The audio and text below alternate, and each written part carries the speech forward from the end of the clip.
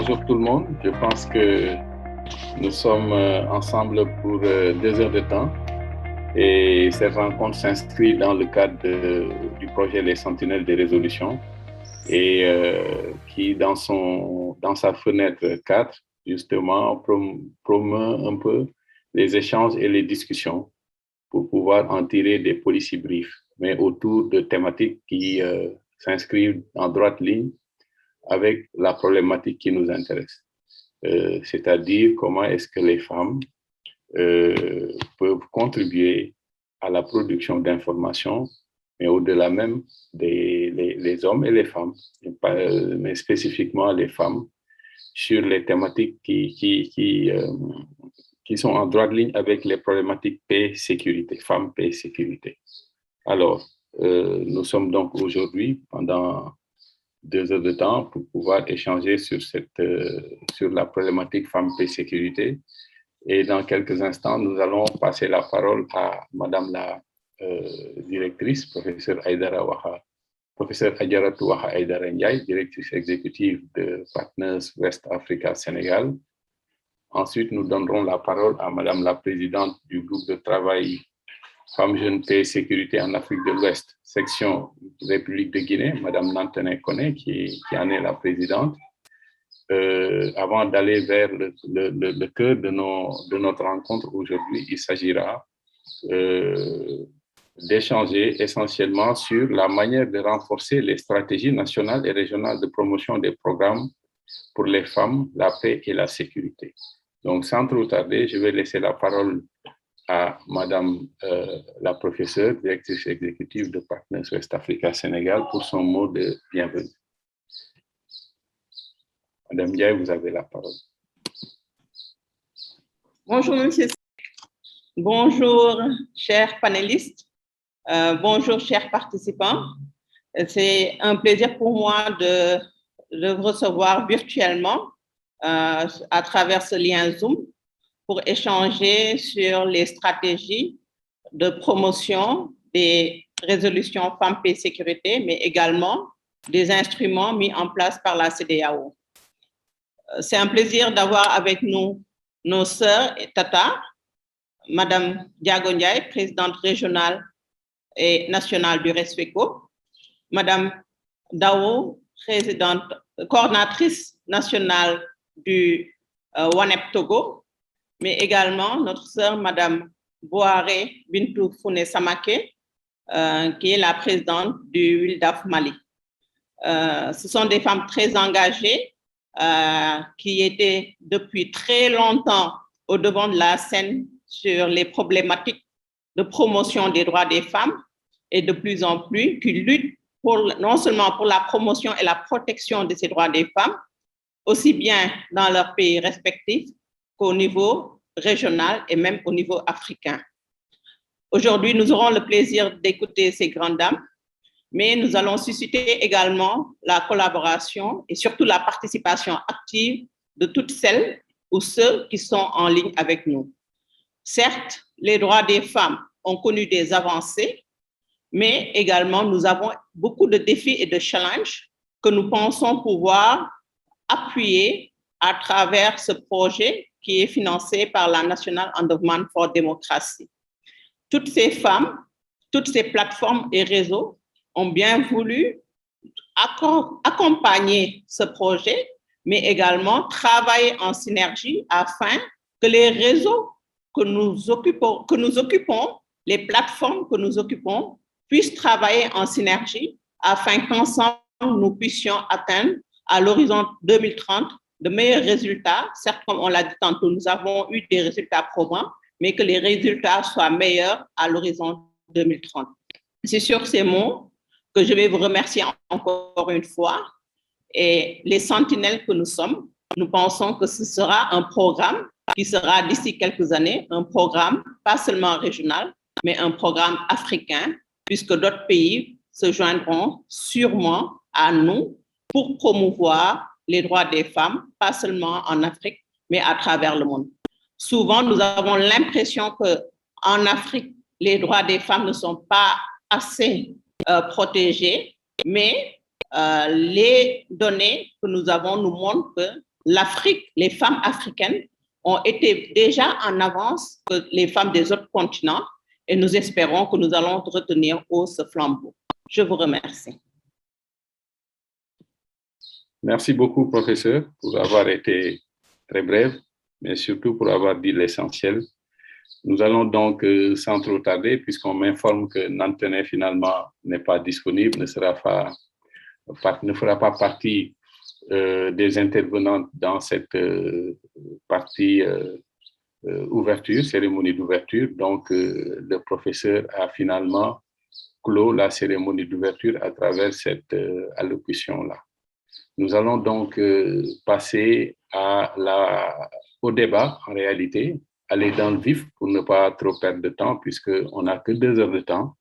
Je voudrais signaler d'abord que nous aurons 3 intervenantes autour de la thématique « Comment renforcer les stratégies nationales et régionales de promotion des programmes pour les femmes, la paix et la sécurité ». Et les intervenantes auront à axer leur allocution, leur présentation autour des points suivants. Comment appréciez-vous les programmes pour les femmes, la paix et la sécurité au niveau régional et national? Quelle est votre appréciation de ces programmes-là? 26 ans après la conférence de Beijing et 21 ans après l'adoption par le Conseil de sécurité des Nations Unies de la résolution 1325, l'espace CEDEAO et du Sahel peinent à atteindre les objectifs de développement durable. À votre avis, quels sont les obstacles, les défis et comment lever ces défis-là? Ensuite, nous demanderons à nos intervenantes de proposer quelques stratégies tenant compte de leur vécu et de leur expérience pour renforcer, améliorer, voire redynamiser les programmes de promotion de la triptyque femmes, paix et sécurité. Il y en a beaucoup. Donc la liste on n'a pas canvassé ni orienté, mais c'est vraiment à leur convenance qu'elles vont voir, qu'elles vont identifier ces programmes de promotion et donner leur avis sur la manière de les renforcer, de les rendre opérationnels, puisqu'il y en a peut-être qui sont là, qui existent, mais qui ne sont pas opérationnels. Il y en a qui sont très peu connus. Il y en a qui peinent du fait d'un défaut, comme j'ai dit, donc de vulgarisation. Et enfin, le 4e axe d'intervention, ce sera le message qu'elles voudront bien lancer aux parties prenantes, décideurs, partenaires techniques financiers, organisations internationales, régionales, sous-régionales et aux femmes. En réalité, ici, nous adressons la problématique du plaidoyer. Quel type de plaidoyer? Quel contenu est-ce que vous voudrez bien faire à l'endroit de toutes ces parties prenantes-là pour une meilleure prise en charge de la problématique femmes, paix, sécurité à travers les programmes, les instruments, les outils et les actions portées. Donc, tour à tour, nous aurons l'intervention de Madame Diago Ndiaye, présidente nationale et régionale du réseau Paix et Sécurité des femmes de l'espace CEDEAO, national Sénégal, mais régional puisque elle préside au destiné de cette organisation-là qui couvre les 15 pays de l'espace CEDEAO, et ceci depuis 2017. Ensuite, nous aurons l'intervention de Mme Bintou Founé Samaké, présidente nationale donc, du Mali, du WILDAF, et de Mme Dado Nora Noviekou, coordonnatrice nationale du WANEP Togo. Chacune aura 10 minutes d'intervention. Et dans la foulée, nous allons les écouter toutes avant maintenant d'ouvrir les débats et de donner la parole aux participantes et aux participants. Je rappelle que nous avons la possibilité, vu que c'est Zoom avec ses opportunités et ses possibilités, l'interprétation se fait simultanément. L'autre élément, c'est également de dire que pour tous ceux qui veulent intervenir, vous avez la possibilité de lever la main. Nous allons tout faire pour être aux aguets et vous donner la parole à chaque fois que de besoin. N'oubliez pas également pour le confort d'écoute et d'interaction de fermer vos micros pour ceux qui n'ont pas la parole. Nous nous avertirons à vous donner la parole à chaque fois que de besoin notamment durant les échanges et les débats, puisque tour à tour, donc, dans quelques instants, nous laisserons la parole à nos trois intervenantes que je vais présenter maintenant. Alors, Madame la présidente régionale du REPSFECO, mais qui assume aussi la présidence de la section Sénégal, enseignante de formation, experte en ingénierie de projets et programmes, experte consultante en éducation, genre, domaine de compétences et d'expertise que sont le genre, paix, sécurité et médiation, droits des femmes et des enfants, participation politique. Madame Diago Ndiaye est diplômée de plusieurs institutions de prestige comme l'Université de Lille, en 2002, Villeneuve-d'Ascq, le troisième cycle DES, master en ingénierie de projet et de programmes de coopération, mais également titulaire de certificat en psychologie sociale et en psychologie pathologie de l'université University of North Florida, Jacksonville, Florida, États-Unis, en 2001, où elle a eu le diplôme avec la mention assez bien. Elle est aussi titulaire du TOEFL en anglais. La directrice nationale et régionale du REPSFECO a une riche expérience en genre paix et sécurité, ce qui lui a valu de nombreuses publications. Coordonnatrice du groupe de travail Femmes, Jeunes, Paix et Sécurité mis en place par le Bureau des Nations Unies pour l'Afrique de l'Ouest, le Sahel et le Centre de 2016 à 2018. Elle a occupé des postes de responsabilité comme chargée de cours moyens secondaires au Gabon, en Éthiopie et en France. Formatrice en alphabétisation genre, experte en genre, conseillère technique au ministère de la Femme, de l'Enfant et de la Famille du Sénégal de 1990 à 1992.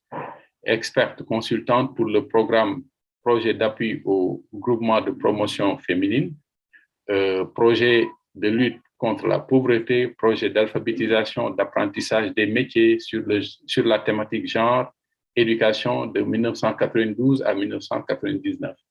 Consultante en élaboration, en mise en œuvre et en suivi du projet sectoriel pour le compte de l'association Peuple Oumana d'Ersin-Copigny, région Nord-Pas-de-Calais, France, basée à Niassa, dans la zone de Ziguinchor, en Casamance de 2002 en 2010. Elle est également membre actif de FemWise, ce qui lui a permis de recevoir plusieurs distinctions au niveau national comme international.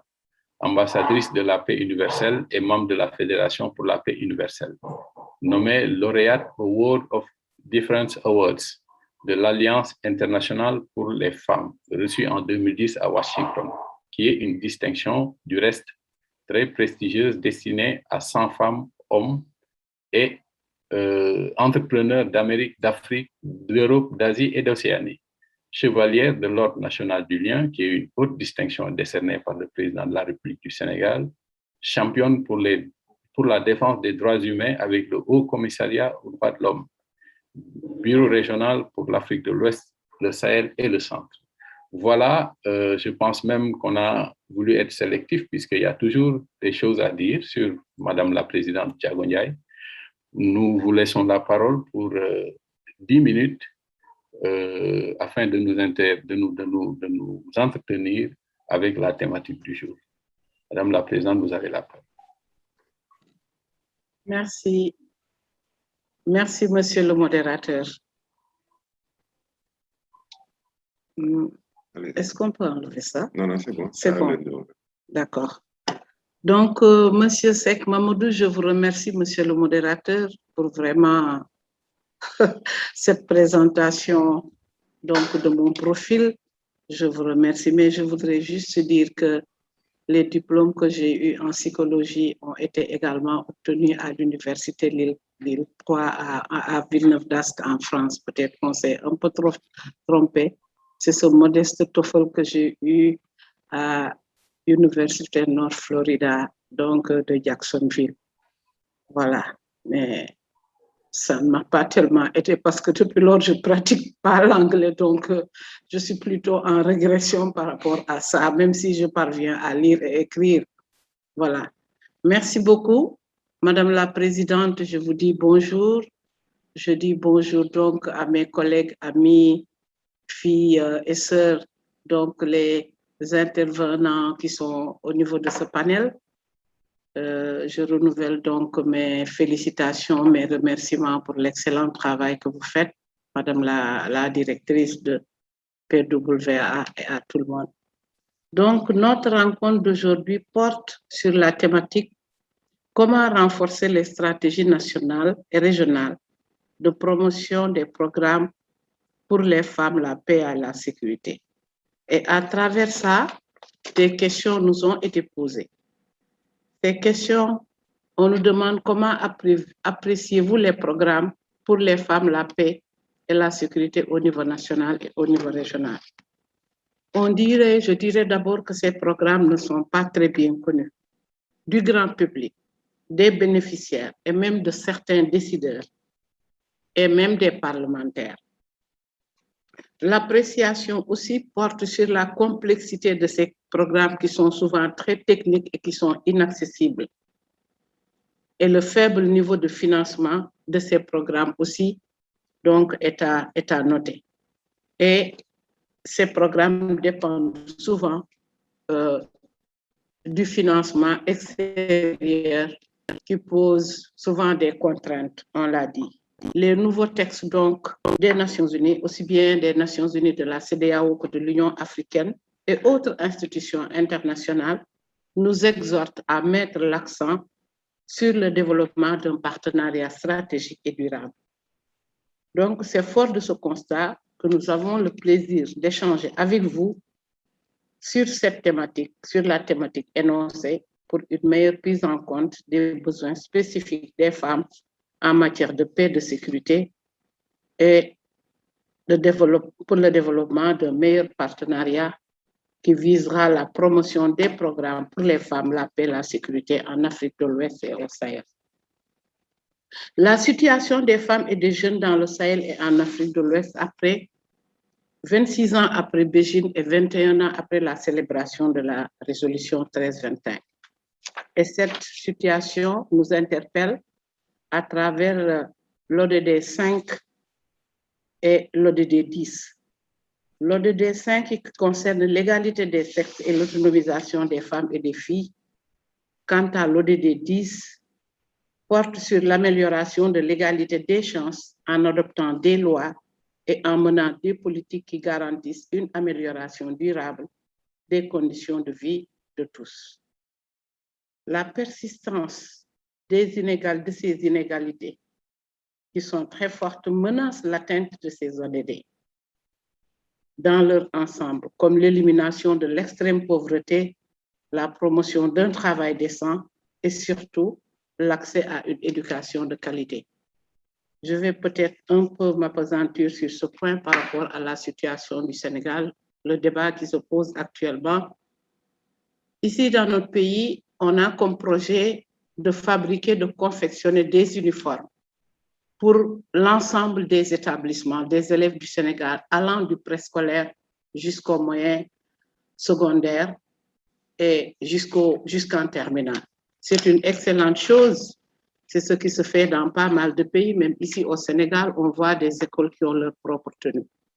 Mais le débat qui se pose au niveau des experts et des spécialistes sur l'éducation, est-ce qu'on s'est posé la question, est-ce que c'est nécessaire? Pour le moment, ce n'est pas prématuré de confectionner ces tenues pour un montant de 60 milliards, ce qui est beaucoup. Quand nous savons que nos écoles sont encore dans des abris provisoires, quand nous savons que nos classes sont sous des arbres à palabres, quand nous savons qu'on n'a pas de matériel, les enfants sont assis sur des nattes, quand nous savons que des enfants font des kilomètres pour parvenir à aller dans une école, sans transport, font souvent des kilomètres à pied et il n'y a pas de moyen de transport.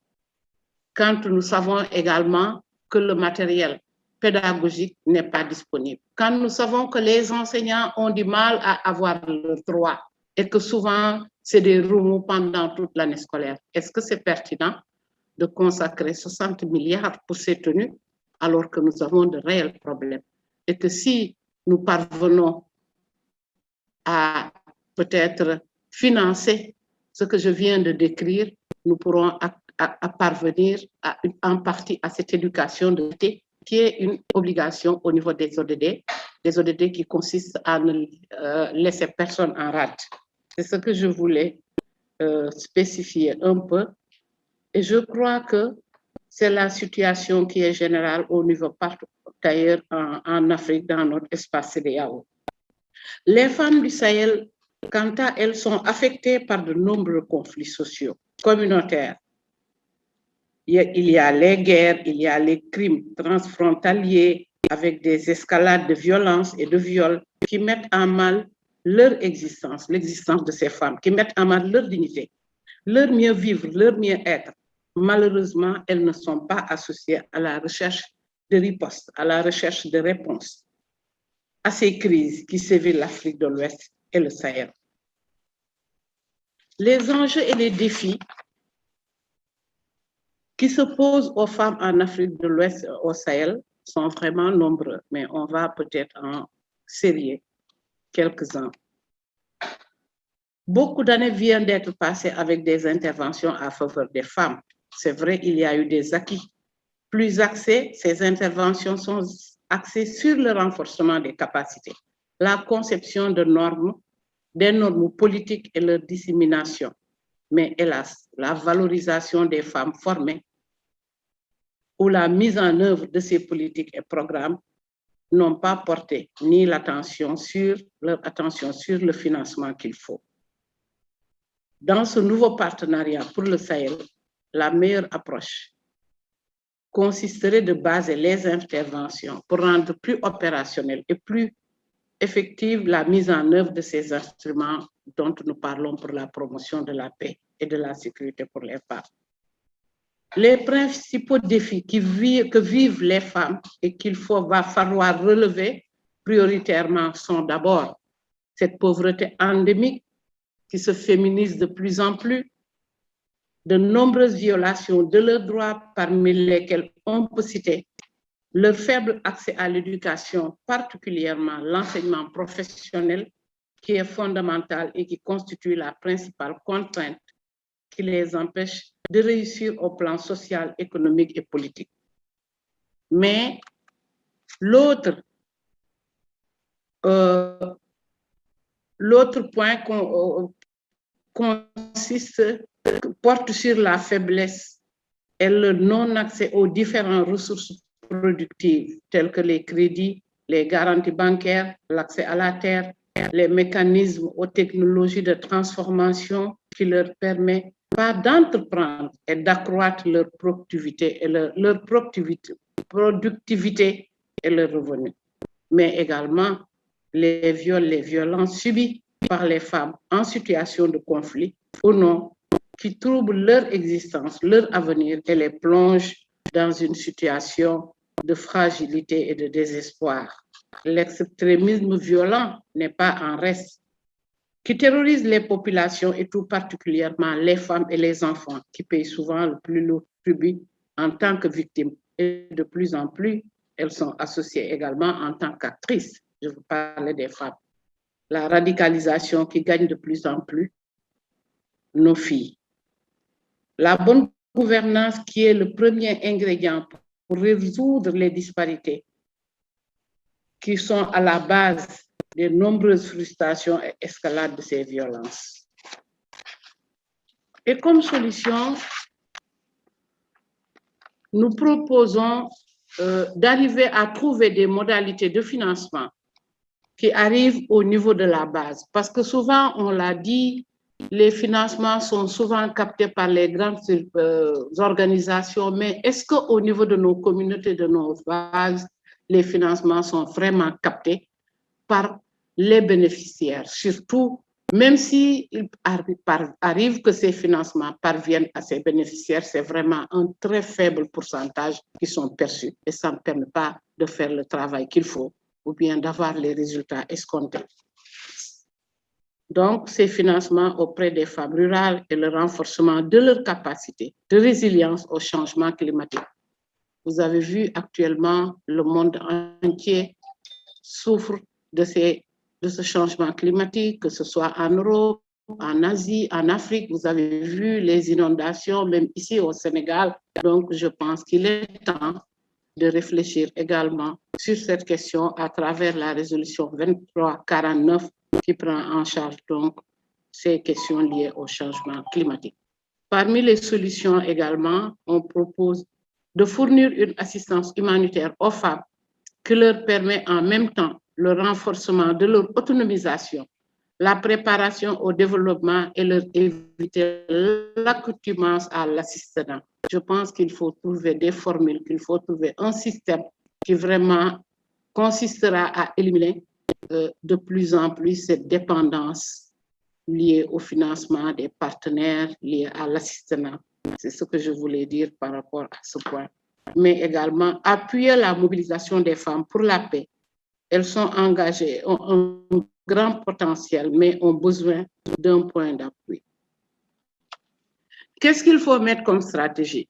Je pense que j'en ai retenu 2 ou 3. Concernant la stratégie, si on constate que malgré le dynamisme communautaire, la solidarité, le nombre important d'associations et d'organisations féminines dans la plupart des pays du Sahel, ces derniers souffrent d'un manque criard de ressources financières pour mener à bien leurs activités et programmes de développement durable et des actions de plaidoyer. Nous constatons que, par exemple, la majorité des organisations féminines régionales et nationales ne détiennent qu'un budget annuel moyen de $50 000 US, soit 12 millions de francs CFA. C'est même généreux quand il faut le dire, parce que si nous avons une activité que nous voulons faire tout de suite, nous remarquons que nous ne détenons pas, nous n'avons pas dans notre budget, même pas 1 million d'économies qui permet de mener une activité, ou bien on va essayer de chercher des fonds à droite, à gauche. Et que les fonds qui sont octroyés également à nos organisations ne répondent pas vraiment à nos attentes. Et pourtant, elles font de grandes choses. Imaginez-vous qu'elles pourraient faire si elles avaient un budget suffisant, un budget conséquent.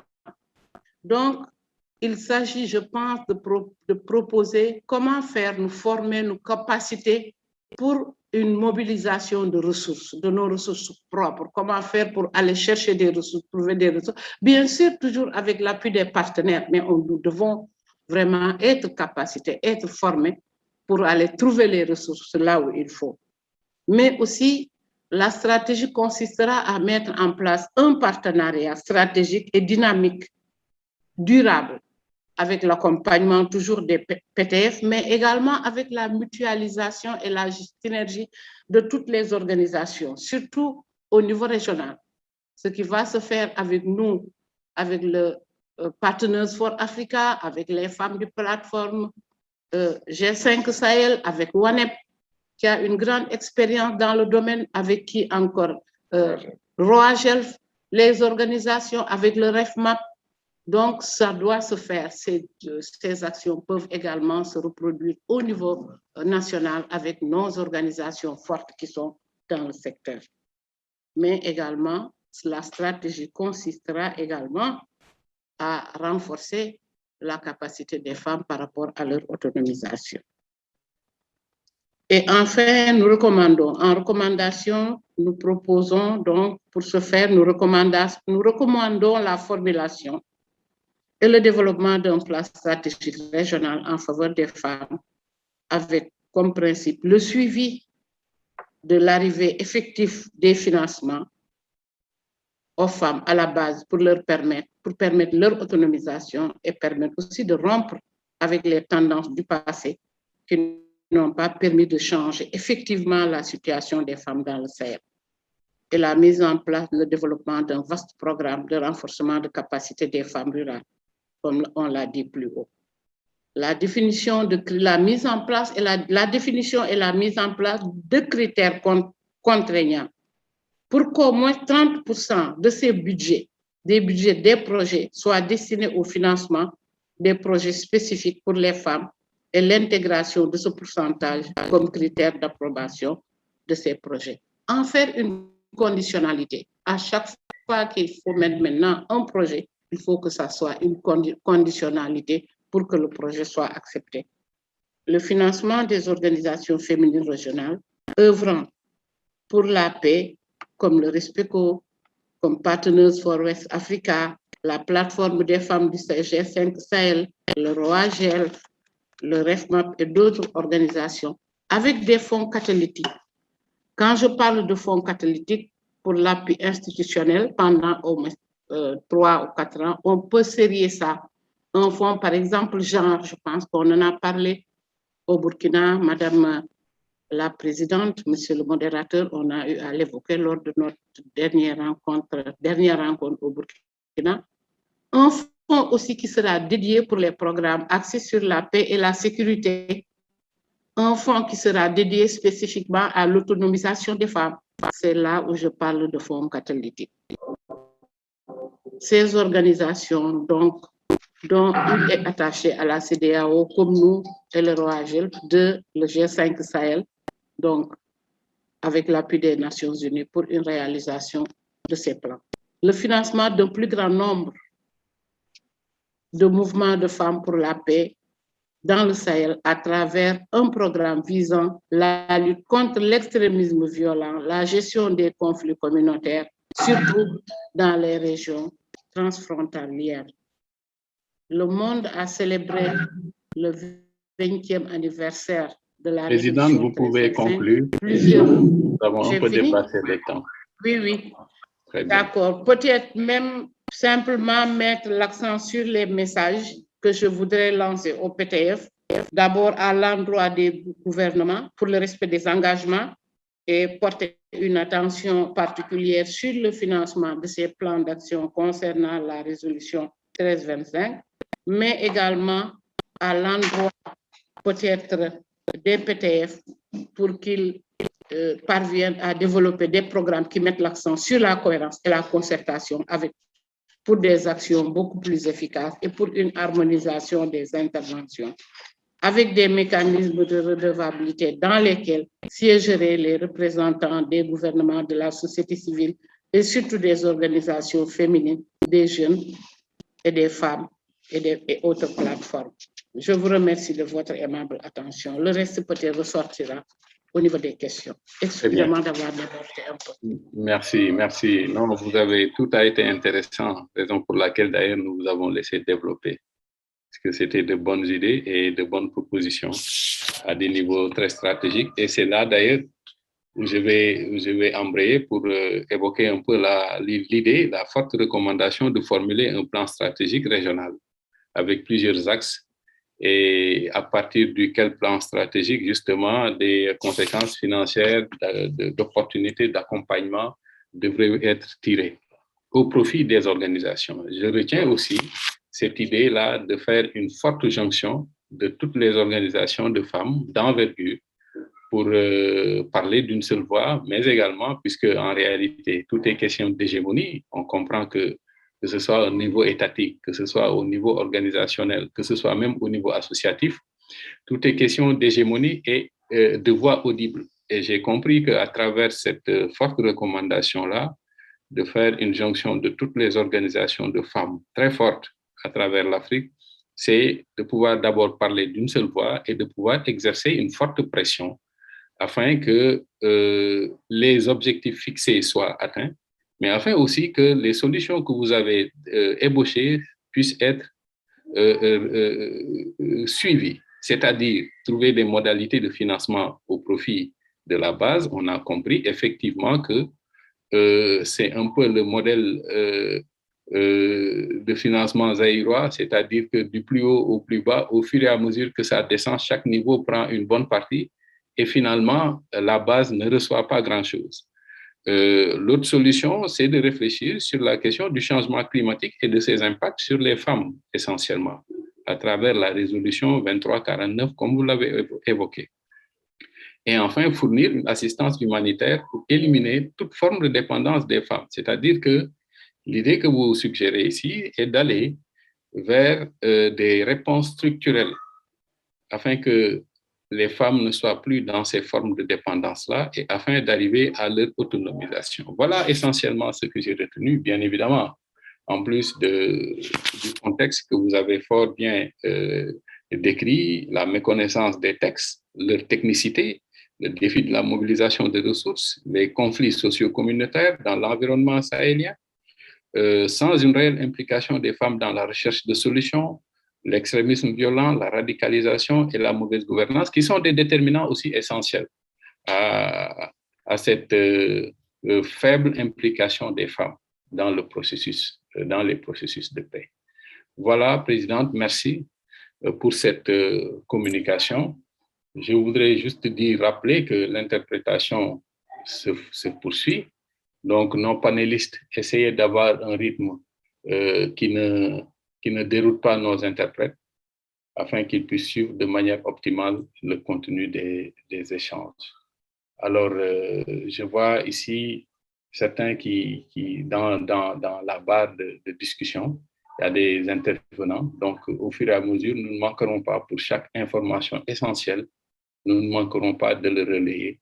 Nous avons Mme Aïdara Djainaba, présidente du COFEM Mali, qui est en Égypte, mais qui a pris le train en marche, donc qui est avec nous. Et d'autres participantes, hein, vous pourrez les voir. Voilà. Alors, nous allons passer maintenant la parole à Mme Bintou Founé Samaké, qui est la présidente nationale du WILDAF Mali. Elle est détentrice d'un DEA en droit international, ancienne ministre de la promotion de la femme, de l'enfant et de la famille du Mali, experte de la prise en compte des droits des femmes et du genre dans les politiques et programmes de développement. Madame Samaké a obtenu aussi beaucoup de certificats de prestige dans des institutions comme l'Institut de formation en genre de Turin, l'Institut de l'Institut international des droits de l'homme de Strasbourg sur le droit pénal international et le droit humanitaire, du cours international en animation de groupe des adultes obtenu à Rabat au Maroc.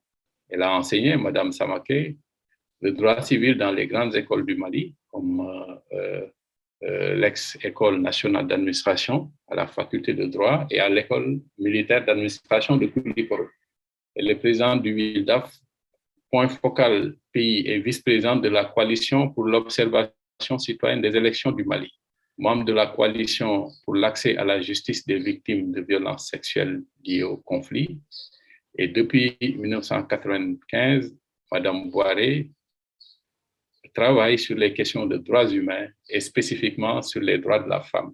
Elle a conçu plusieurs documents dans le domaine et a participé à la réalisation également de plusieurs études, parmi lesquelles l'étude sur le viol dans le district de Bamako pour un plaidoyer en faveur des droits des enfants et des femmes en tant qu'experte associée. Bref, beaucoup d'études auxquelles Madame Samaké a participé et a reçu aussi plusieurs distinctions. Officier de l'Ordre national du mérite de la République française, chevalier de l'Ordre national de la République du Mali. Sa devise est que les droits des femmes sont des acquis fragiles, donc il convient de les défendre et de les protéger tous les jours. Et c'est le sens de son combat. Elle a été également ministre, hein, on m'informe qu'elle a été également ministre de la femme, comme je l'ai dit hein, dans mon propos. Voilà. Alors, Madame Samaké, vous avez 10 minutes pour votre intervention. Merci beaucoup, Monsieur le modérateur. Bonjour à vous toutes et tous. Et merci aux organisateurs de ce panel de nous avoir y associés. Donc, je dirais, pour répondre aux différentes questions qui nous ont été posées en ce qui concerne les projets et programmes au niveau sous-régional et régional sur les questions de femmes, paix et sécurité et sur d'autres questions. Je dirais tout simplement que souvent, c'est des programmes qui sont méconnus par les femmes elles-mêmes. Parce que ces programmes sont souvent initiés sans une consultation des bénéficiaires. Et souvent, c'est des programmes qui nous viennent déjà faits et que on nous demande de réaliser. Donc, et c'est souvent des choses complexes, surtout quand il s'agit de la prise en charge de l'effectivité de ces droits qui sont retenus dans les conventions, les traités, les déclarations. Souvent, ce n'est pas du tout facile, même pour ceux qui y sont initiés, de pouvoir les lire et les comprendre et de s'en approprier. Donc, en ce qui concerne les défis et les stratégies, et les défis, bon, je dirais qu'il y a très peu d'intérêt et d'engouement autour de ces programmes. Il n'y a pas une mobilisation autour de ces programmes pour les porter. Et en ce qui concerne les stratégies, par rapport à ça, je dirais que vraiment pour ces programmes, il faudra qu'il y ait des mécanismes au sein de ces programmes qui touchent directement à la vie des femmes. Et quand cela y est, tout le monde y trouvera un intérêt personnel d'abord, avant que ça ne soit un intérêt commun. Et quand ça touche à la vie de beaucoup de femmes, ça fait beaucoup d'engouement autour de ça. Et il faut que nous puissions rendre ces procès. D'accord, voilà un peu les quelques questions, mais je vais revenir au sujet du webinaire qui est comment renforcer les stratégies nationales et régionales de promotion des programmes pour les femmes, paix et sécurité. Je dirais tout d'abord que nous allons voir un peu le contexte. C'est que dans le contexte des programmes femmes, paix et sécurité, qu'est-ce que nous constatons? C'est que les conséquences des conflits impactent différemment sur les hommes et les femmes. Ça, c'est un premier constat qui est là. Et les femmes disposent souvent de moins de moyens que les hommes pour se protéger. Et avec les enfants, elles constituent généralement la majorité des populations réfugiées ou déplacées. Donc, vous avez partagé ça. Et elles sont le plus souvent tenues à l'écart des négociations de paix, bien qu'elles soient à la tête de mouvements pacifiques et à l'origine du relèvement communautaire à l'issue des conflits. Autre constat dans le contexte, c'est qu'elles sont exclues aussi des processus de reconstruction. Les femmes ont moins de chances de reprendre une vie normale, d'obtenir la justice pour les violations de leurs droits fondamentaux et de contribuer à la réforme des lois et des institutions publiques. Pour vraiment parer à tout ça, nous avons constaté aussi, dans le contexte toujours, que la communauté internationale a tenté d'apporter une réponse. Et cette réponse, elle a été formulée dans la résolution 1325 qui a été adoptée en octobre 2000 par les Nations Unies. Et cette résolution, elle constitue un appel d'engagement de tous les acteurs multilatéraux, régionaux, nationaux et aussi de la société civile dans les questions de règlement de conflits. Et je dirais que pour la première fois, c'est dans cette convention que les questions des violences sexuelles liées au conflit ont été évoquées. Et cette résolution est venue encore renforcer les instruments qu'on avait déjà, les instruments régionaux, nationaux qu'on avait déjà et qui parlaient de femmes, paix et sécurité, même si ce n'était pas de façon très pointue comme la résolution 1325. Il y avait la CEDEAO qui éliminait toutes les discriminations à l'égard des femmes et aussi le protocole de Maputo qui parle du contexte africain de résolution des conflits des femmes, de l'effet des conflits sur les femmes. Donc, en ce qui concerne les stratégies, je dirais, je vais en parler tout d'abord au niveau national. Et je dirais tout d'abord qu'au niveau national, nous avons presque dans de nombreux pays des plans d'action nationaux sur la résolution 1325. Mais quelle stratégie nous devons faire pour que ces plans puissent être des plans d'action efficients et effectifs? Il faut qu'il y ait une mobilisation des femmes, que les femmes portent ces programmes. Et il faut qu'il y ait la société civile puisse participer à l'élaboration de ces plans d'action. Et je dirais qu'au Mali, Dieu merci, on s'en réjouit, la société civile malienne, surtout les organisations féminines, ont participé à l'élaboration du plan d'action national de la 1325. Et le Mali est à son 3e plan d'action. Mais qu'est-ce qu'il y a encore? Il faut qu'on puisse mobiliser des ressources pour la mise en œuvre de ces plans. Aujourd'hui, nous avons un plan d'action, nous l'avons évalué, mais les engagements qui ont été pris par les partenaires ne sont pas là. Et ces actions-là demeurent sur du papier. Elles ne verront jamais le jour, ces actions qui ont été planifiées. Et c'est la société civile qui essaie plus ou moins de mobiliser des fonds partis. Donc, il n'y a pas une mise en œuvre cohérente de ce plan d'action.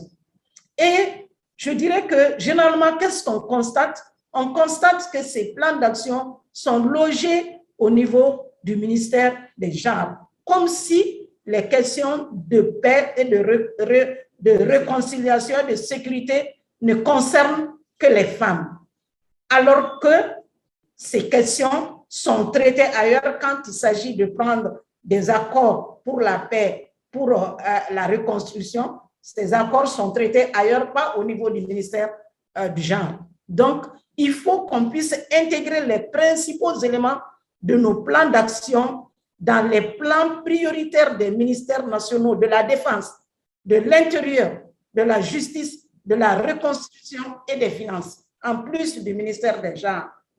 Et la mise en œuvre de la 1325 et les instruments de protection des femmes doivent se faire à l'échelle nationale. Qu'est-ce que nous avons constaté au Mali? Au Mali, nous avons adopté une loi 052 qui fait la promotion du genre. Et cette loi, nous l'avons implémentée au niveau local, c'est-à-dire au niveau communal, au plus bas échelle.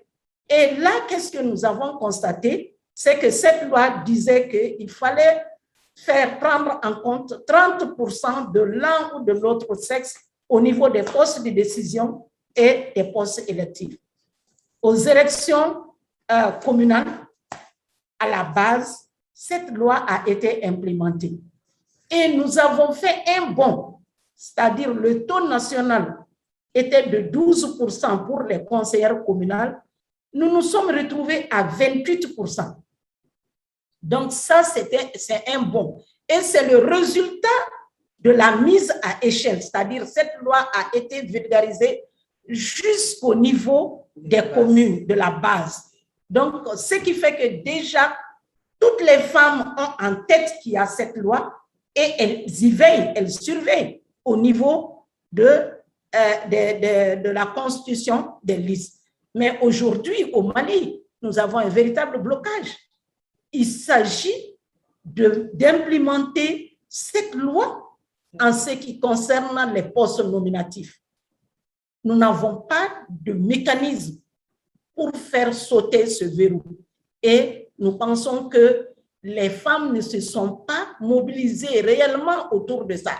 Si elles s'étaient mobilisées, on allait pouvoir y arriver comme au niveau local. En ce qui concerne autre stratégie, je poursuis, il s'agit de concevoir une programmation cohérente de la mise en œuvre du programme Femmes, Paix et Sécurité. Qu'est-ce que nous constatons souvent? Il n'y a pas totalement une cohérence quand on fait un plan d'action. Donc, il faut qu'il y ait une cohérence dans la mise en œuvre de ces plans. Et aussi, il faut mettre en place un cadre de suivi et d'évaluation. qui est susceptible de mesurer son effectivité et son efficacité. Et il faut qu'on puisse veiller à ce que les plans d'action nationaux ne constituent pas une panacée. Donc, je l'ai dit, il faut qu'il y ait une cohérence. Il faut fixer aussi des objectifs communs et un échéancier raisonnable. Parce que pour que tout le pays, tout le territoire national se sente concerné par ça et qu'on puisse vraiment porter des objectifs pour chaque région et que toutes les couches se sentent concernées par ce programme-là. Il faut mobiliser des ressources parce que là aussi, c'est très important. Je l'ai dit au début que souvent, il y a des engagements qui sont pris et les engagements ne sont pas respectés par les partenaires et il y a un blocage et ce plan reste lettre morte dans les tiroirs. Il faut qu'on puisse mobiliser. Madame la ministre, vous pouvez y aller vite et conclure. Ok, je vais conclure. Donc, qu'est-ce que nous devons faire au plan régional? Au plan régional, il doit y avoir une synergie d'action sous-régionale et régionale afin que les programmes femmes, paix et sécurité puissent couvrir vraiment nos besoins pour tout le Sahel. Et chaque pays doit se retrouver dans ça. Et ensuite, il faut faire des objectifs tangibles, définis après une évaluation interne dans chaque pays. Et il faut élaborer des stratégies d'action, fixer un échéancier raisonnable et mobiliser les ressources nécessaires pour l'atteinte de ces objectifs. Il faut mettre aussi en place un cadre de suivi-évaluation parce qu'à chaque fois, déjà, quand je dis suivi-évaluation, ça concerne la redevabilité aussi. Parce qu'aujourd'hui, nous mettons en place des programmes, des projets, il n'y a pas la redevabilité. Nous devrons rendre compte non seulement aux partenaires, mais aux bénéficiaires du programme pour que nous puissions avoir une synergie d'action par rapport à ces questions-là. Donc, je pense que le message que j'ai à lancer, c'est encore de resserrer nos rangs.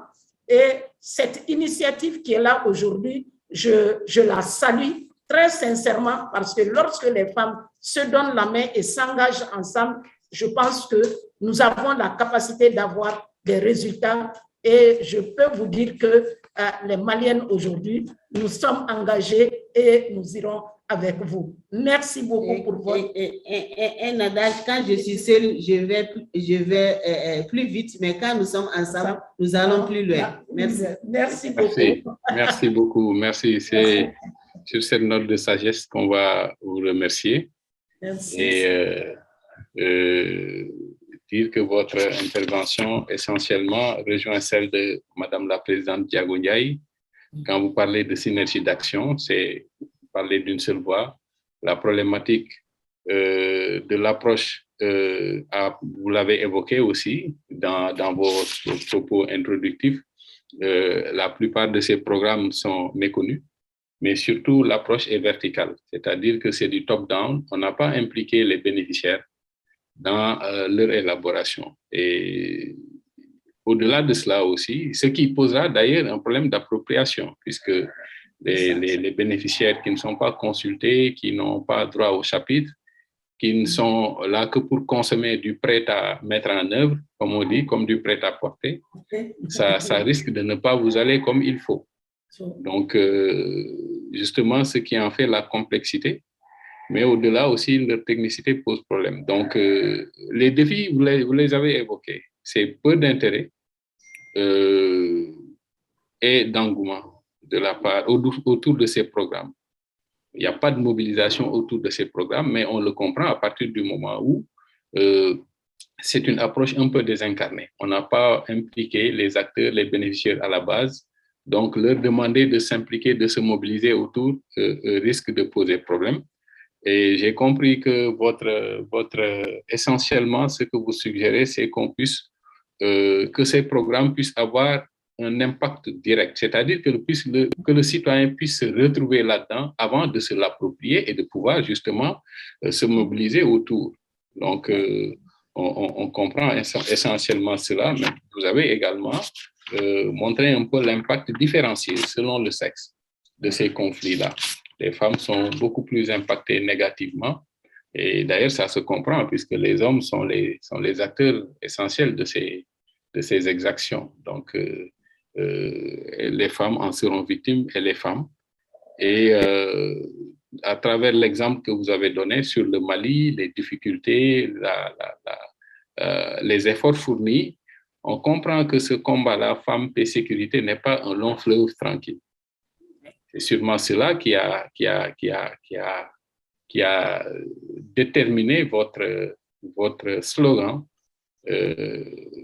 votre devise. Les acquis sont fragiles, donc il faut une protection permanente.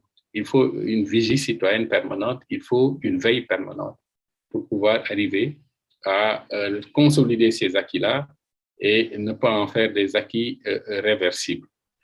Voilà essentiellement ce que j'ai retenu, au-delà, bien évidemment, de tout ce que vous avez dit sur les plans d'action. Effectivement, c'est vraiment un sac de nœuds, ces plans d'action-là, nationaux, puisque déjà, chaque pays a son niveau d'avancement. Les niveaux d'avancement sont très différenciés et la question de la mobilisation de ressources pose problème.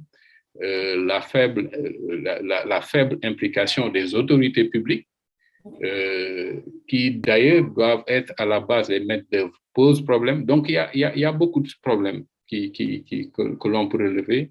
Mais essentiellement, ce qu'on comprend, c'est que, comme vous l'avez dit, les plans d'action nationaux, ce n'est pas la panacée. Donc, l'idée sera d'adapter selon le pays son plan d'action, mais travailler à sa faisabilité et à sa réalisation.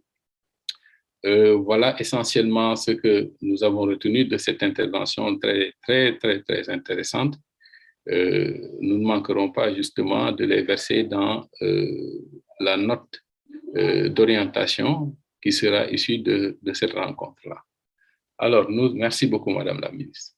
Sans trop tarder, nous allons passer la parole à Dado, Madame Dado Nora Noviekou, qui est la Benjamine du panel, jeune dame dynamique, sociologue, spécialiste en sciences de l'éducation, coordonnatrice depuis 2016, coordonnatrice nationale du WANEP Togo. Elle a successivement occupé les postes d'assistante de projet, chargée de programme et celui de coordination nationale par intérim au sein de la même structure. Aujourd'hui, elle est vice-présidente du réseau Paix Sécurité pour les femmes de l'espace CEDEAO, section Togo. Elle est vice-présidente. De janvier 2017 à ce jour, elle est la trésorière générale de la Fédération des ONG, la FONCTO du Togo, qui est une très forte organisation faîtière qui s'occupe des questions de développement au Togo. Elle est aussi engagée à l'endroit des jeunes démunis et ceux des associations par le canal de son association qu'elle a mise en place en 2005, dénommée la CF Togo, qui fait dans le parrainage la citoyenneté et le leadership. Elle coordonne donc au WANEP Togo tous les projets relatifs à une meilleure implication des femmes et des jeunes au processus de paix. En 2020, elle est initiatrice d'un plaidoyer à l'endroit des autorités togolaises pour une meilleure représentativité des jeunes et des femmes aux instances décisionnelles, portée par une plateforme de 20 OSC venant de toutes les régions du Togo. Dans son rôle d'artisane de paix engagée au sein du WANEP, elle a lancé en 2014 une plateforme de femmes médiatrices communautaires qui, à ce jour, est composée de femmes civiles, FDS, qui font dans leur communauté un travail de proximité allant dans le sens de l'agenda Femmes, Paix et Sécurité. Voici donc ce qui en fait une jeune donc dynamique avec une bonne expérience en matière de prévention et de gestion de conflits communautaires et politiques, en leadership, en plan de carrière et dans bien d'autres thématiques connexes. Dado, je te laisse la parole, tu as 10 minutes. Je rappelle Madame Saran adresse ses félicitations à Madame la ministre Samaké. Voilà. Dado, tu as la parole. Merci beaucoup, Mamadou. Rebonjour tout le monde. À la suite donc de mes aînés, je viens donc aussi partager mon point de vue sur la question et en répondant tout simplement aux points qui nous ont été soumis. Je dirais dans un premier temps, en tout cas, félicitations pour l'initiative parce que ça nous permet de faire le bilan. Donc, félicitations et merci à la professeure Adjaratou pour cette initiative qui est assez pertinente et qui nous permet encore de nous poser les bonnes questions pour pouvoir mieux avancer. Et donc, je vais aller rapidement dans la présentation en répondant donc aux 4 questions qui ont été posées, en prenant donc le premier point. Alors, oui. Alors, comment nous apprécions les programmes? D'accord. Diapo, s'il vous plaît. Alors, nous avons essayé de faire une petite analyse très simple en essayant de voir au niveau national et au niveau régional comment cette appréciation peut se faire.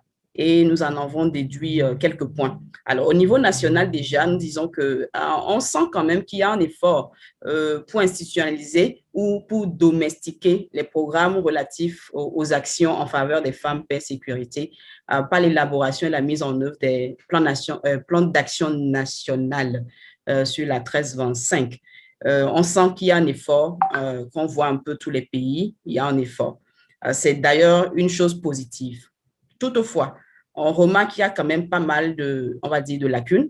Par exemple, la faible dissémination et exploitation de ces plans d'action qui sont à la base assez riches, mais on ne prend pas le temps de les exploiter. Tout est déjà contenu, tout est déjà inscrit, mais on n'a pas pu vraiment exploiter comme cela se doit.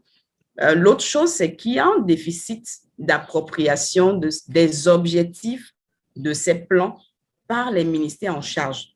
En tout cas, pour le Togo, par exemple, c'est la promotion de la femme. Voilà. Alors, il y a un déficit d'appropriation. Si l'appropriation est faible, c'est clair que ceux qui sont chargés de piloter ces programmes ne pourront pas donner toute l'énergie nécessaire. Et donc, c'est un point quand même qui nécessite une attention. Et l'autre chose, c'est qu'il y a un déséquilibre entre les objectifs fixés et les résultats attendus. C'est-à-dire, non, entre les objectifs fixés et les résultats attendus et le budget qui est alloué. On veut des grandes choses, mais on ne donne pas les moyens nécessaires. Et donc, on a un bon document, on a des belles stratégies, mais on n'a pas les moyens pour les atteindre. Donc, ça pose un problème. Au niveau régional, je pense qu'aujourd'hui, quand même, on peut se réjouir qu'il existe un cas de référence sur cette question-là, via les résolutions, les agendas internationaux et régionaux. Il y a un repère. On peut quand même facilement aujourd'hui engager les acteurs à la base ou bien les acteurs locaux ou nationaux en les dirigeant vers ces documents qui sont unanimement mis en place et validés. Donc, on a quand même une base, on va dire légale, sur laquelle on peut discuter aujourd'hui. C'est une bonne chose. L'autre élément, c'est qu'il existe aujourd'hui des plateformes, pas seulement une seule plateforme, mais des plateformes diversifiées qui essaient de vulgariser les programmes Femmes, Paix, Sécurité. À savoir, bon, on en a au niveau de WANEP, dès le départ, WANEP, avec son programme WIPNET, qui veut dire Women in Peace Building Network, a fait un travail, continue d'en faire.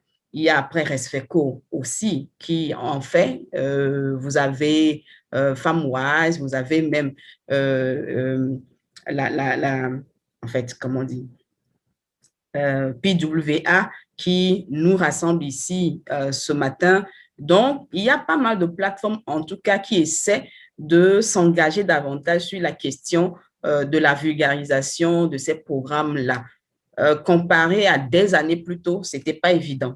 Donc, c'est intéressant de voir cette forme d'engagement, je dirais, régional.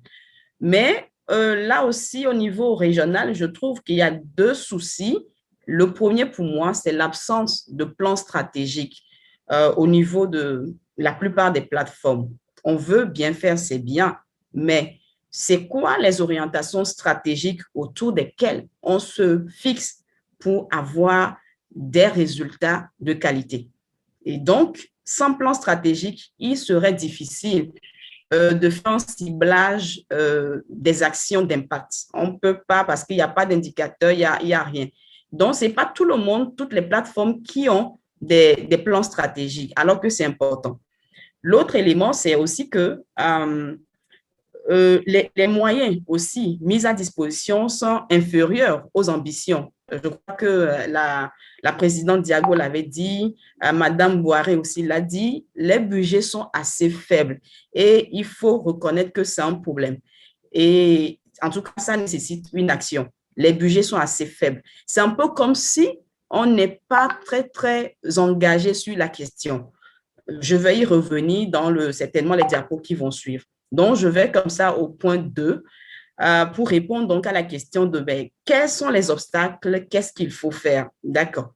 Alors, quels sont les obstacles? J'ai essayé de vraiment me limiter à 3 points essentiels.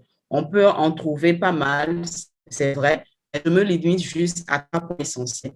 Premièrement, je dis qu'une faible appréciation des enjeux des programmes Femmes, Paix, Sécurité par les acteurs nationaux.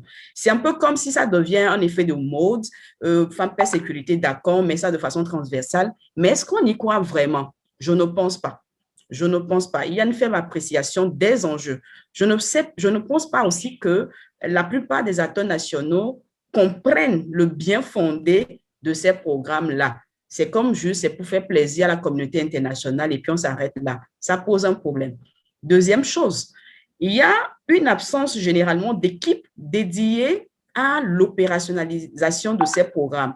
Généralement, on confie ces travaux, bien ces programmes-là, à des structures qui sont déjà chargées, occupées. Du coup, la question de Femmes, Paix, Sécurité vient entre-temps comme un élément, je dirais, secondaire, alors qu'en fait, c'est une priorité. Et donc, est-ce qu'on dégage les équipes qu'il faut pour ces postes-là? Et puis, oui, la question revient toujours, la sous-estimation des besoins et des ressources. On sous-estime. On a des bons plans, on a des bons programmes, mais les moyens qu'on met à disposition sont sous-estimés, très sous-estimés. La solution, elle est simple, on fait juste le lien avec les obstacles.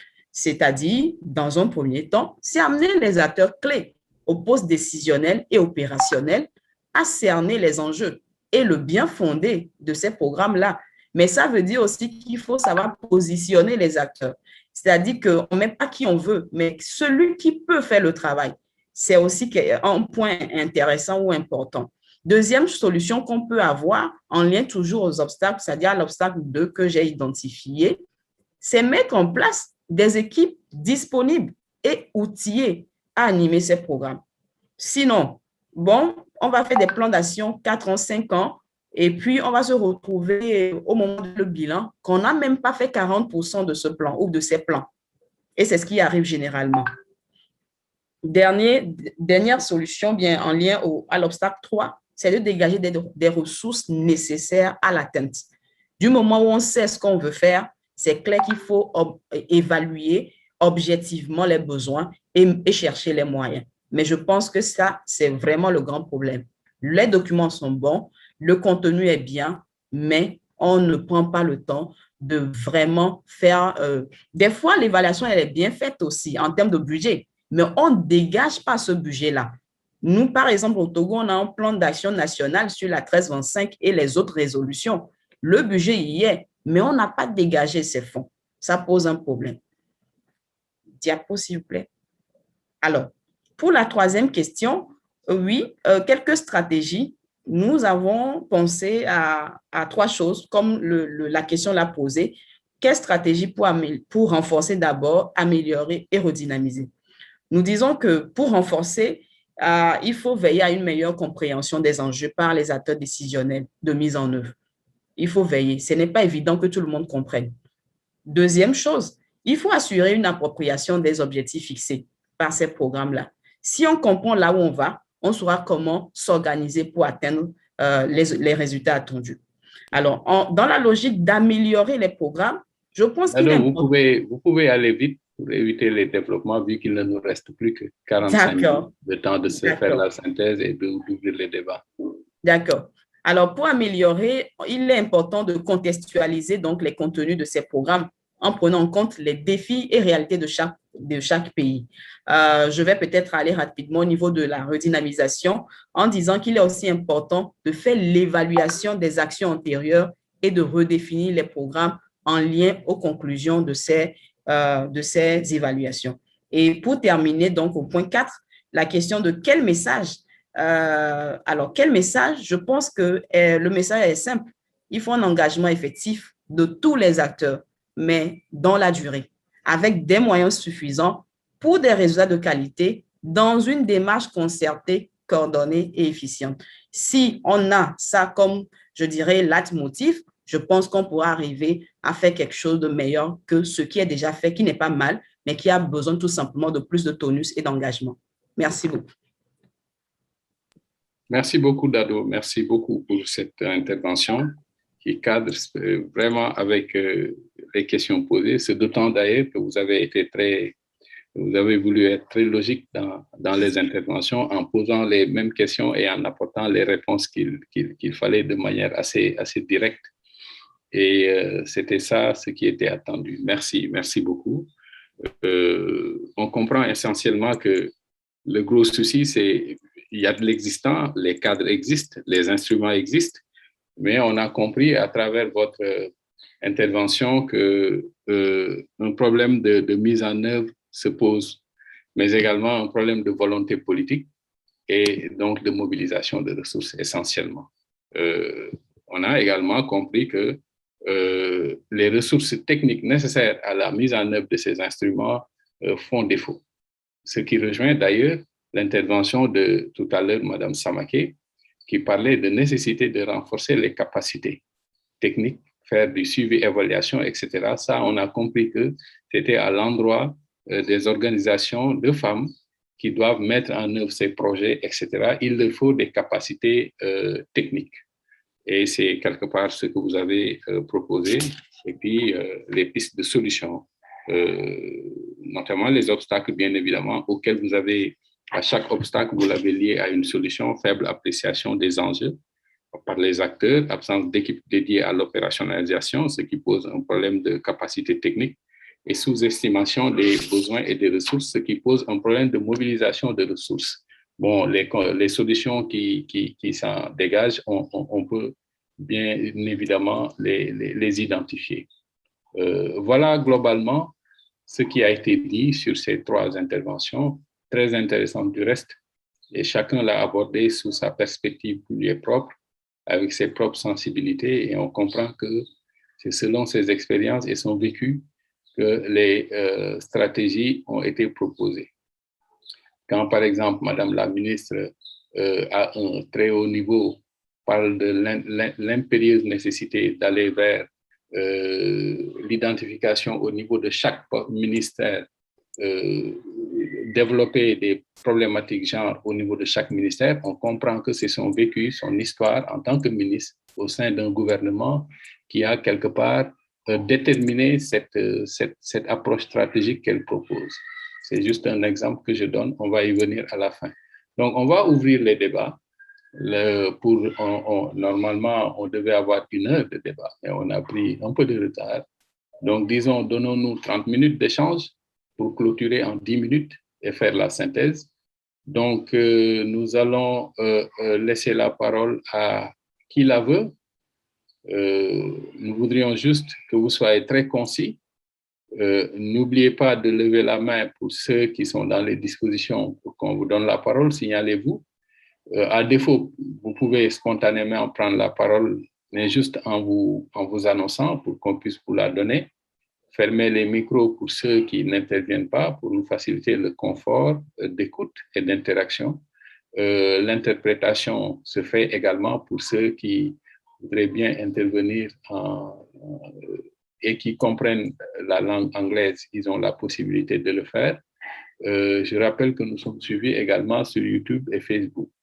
Donc voilà, globalement, nous laissons la parole aux participants. Il y a beaucoup d'interventions sur les échanges sur le chat. Monsieur Mohamed Ndiaye, conseiller commercial de la CFAO Motors Sénégal, qui suit et qui félicite l'initiative. C'est un profil qui, a priori, on aurait compris qu'il ne s'intéresse pas à cette problématique, c'est dire donc l'intérêt de cette problématique-là et comment est-ce que ça peut mobiliser des ressources autres que dans le milieu de la société civile. Voilà, je laisse la parole à qui la veut. Madame Saran Keita a adressé félicitations aux différentes intervenantes, aux différentes intervenants. Voilà. De même que le professeur Adjaratou Waha Aïdara Ndiaye, qui félicite les intervenantes. Donc, professeur, vous voulez prendre la parole? Oui, merci, monsieur Seck. Merci également à toutes les panélistes. J'aurais bien voulu, en fait, qu'on mette l'accent un peu sur les pannes, parce que pour les 3 intervenantes, elles sont toutes revenues, en fait, sur les pannes qui existent. Et comme l'a dit tantôt, aussi bien Tata Diago que Madame Bintou Samake, par exemple, au Mali, ils en sont à la 3e panne.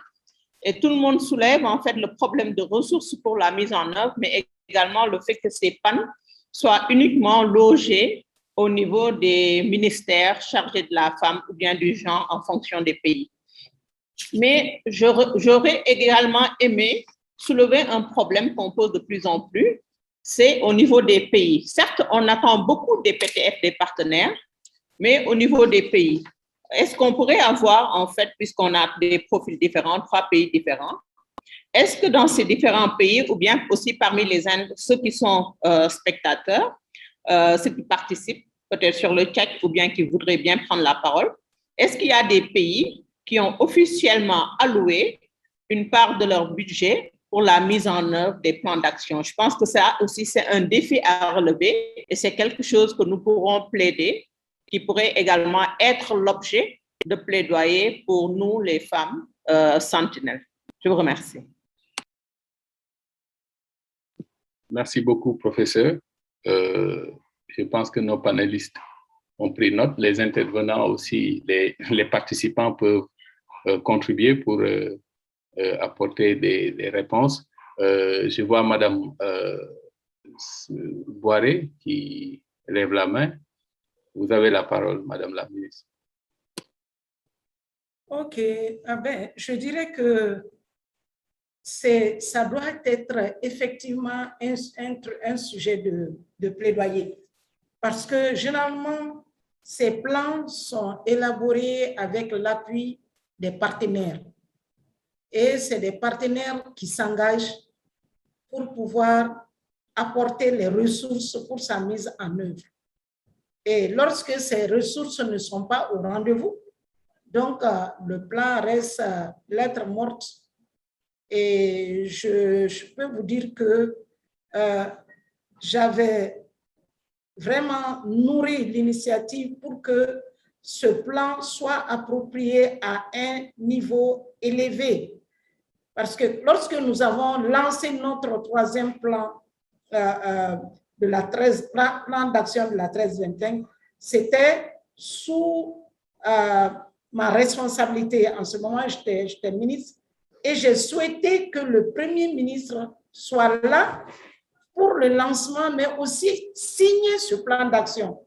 Et cette signature, je voulais que le Premier ministre puisse s'engager comme quoi non seulement il est informé du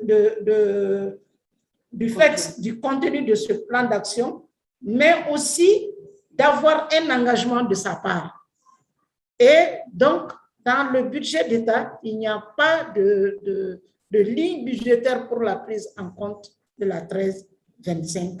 Et alors qu'aujourd'hui, le Mali est dans une situation primordiale où la mise en œuvre de ce plan d'action est très importante pour les femmes et les hommes.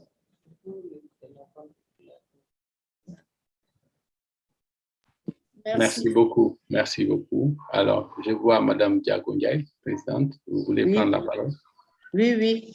Juste pour apporter quelques précisions pour le Sénégal, mais d'une manière générale, dire au niveau des pays de la CEDEAO, les 15 pays ont mis en place leur plan d'action. Le dernier pays a élaboré son plan d'action et le Cap-Vert, c'est au mois d'octobre dernier. Ça aussi, c'est peut-être des actions qu'il faut saluer. Comme vient de le dire Madame la ministre, le Mali en est à son 3e plan. Au Sénégal, nous sommes à notre 2e plan, mais qui n'est pas encore validé.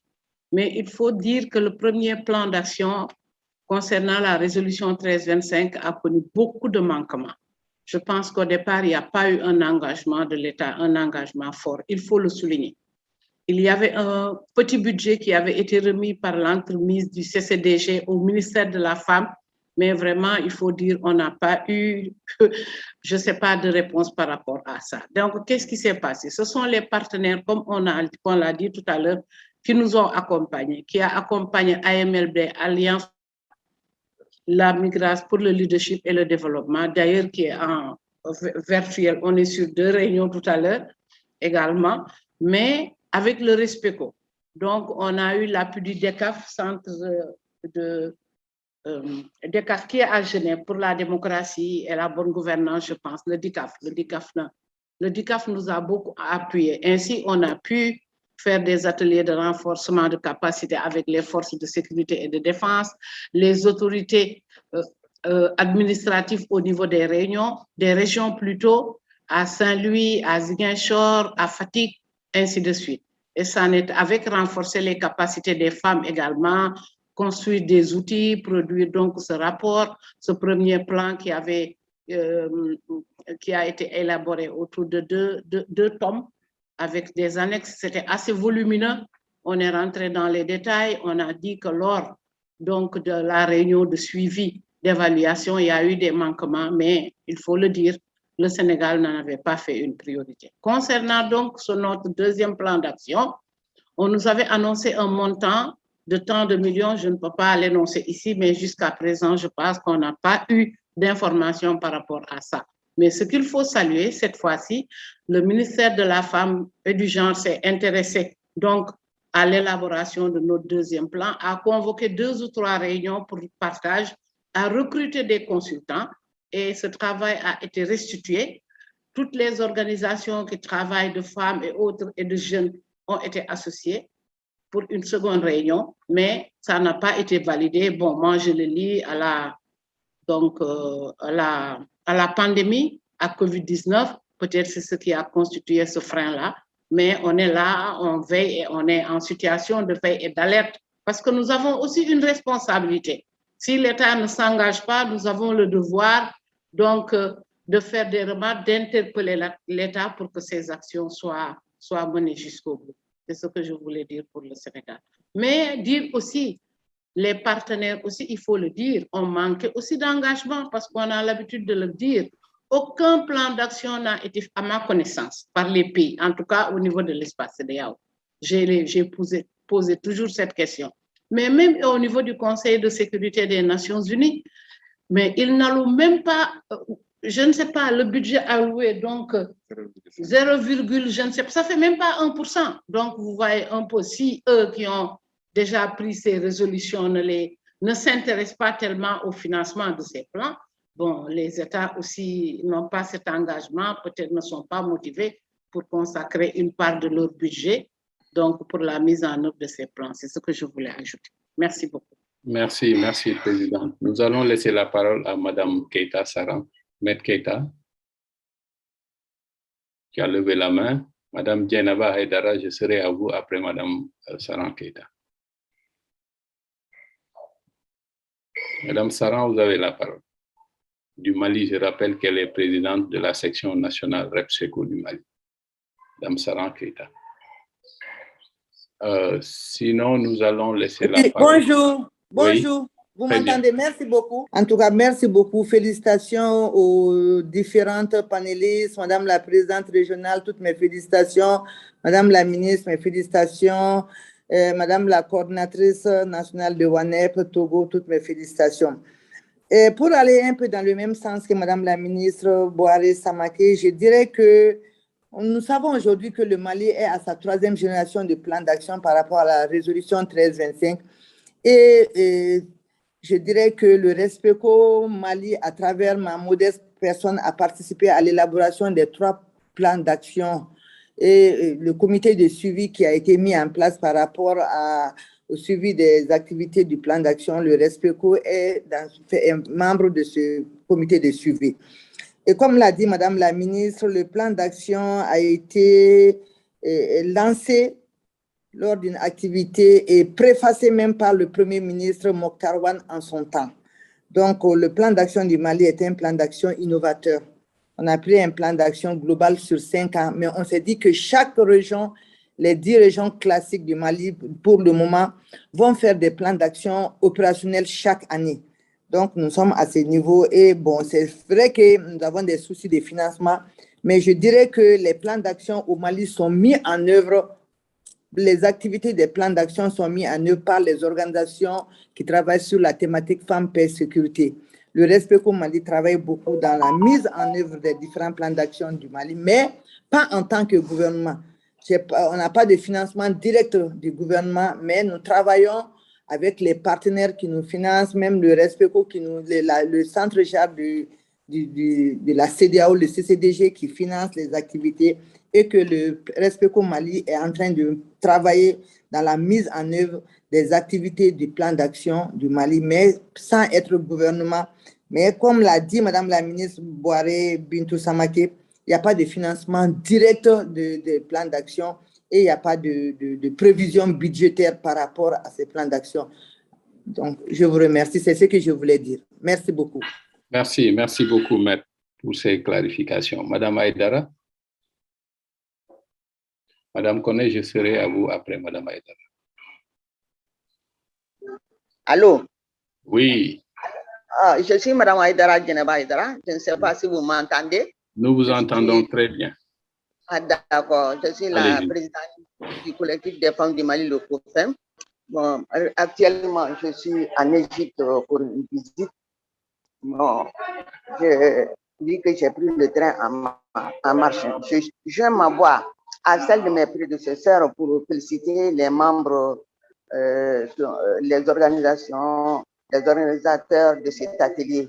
Vraiment, vous avez toutes mes félicitations et je vous remercie pour avoir associé le COFEM. Bon, tout simplement, je voudrais dire que je suis vraiment d'accord avec Bintou Founé, Madame la ministre, et je soutiens sa proposition. Et Madame Saran vient aussi de l'affirmer. C'est le seul mot que je voudrais ajouter. Je suis d'accord avec elle et je soutiens aussi sa proposition. C'est la réalité, ce qu'elle a dit. Merci. Merci beaucoup. Merci. Merci. Alors, je vais laisser la parole à Madame Koné. Madame Koné, vous pouvez prendre la parole. Allô, bonjour. Bonjour. J'espère que vous me recevez. Très bien même. Merci beaucoup. Je ne peux pas activer ma caméra parce que difficilement je me suis connectée grâce à la complicité de Falmata. Je suis avec vous.